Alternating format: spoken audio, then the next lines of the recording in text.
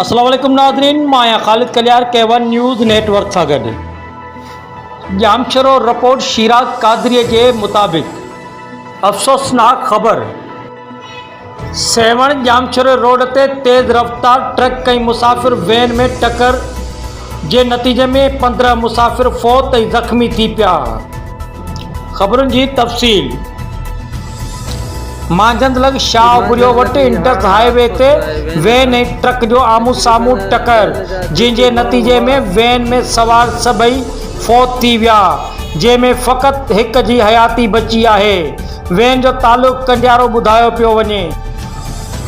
मांझंद इस्पताल जेका तालुक़े जी हैसियत जी बजेट रखे थी, तंहिंमां हिक बि डॉक्टर न मौजूद हुअण जे सूरत मरीज़ तड़पी तड़पी फ़ौत थी रहिया आहिनि।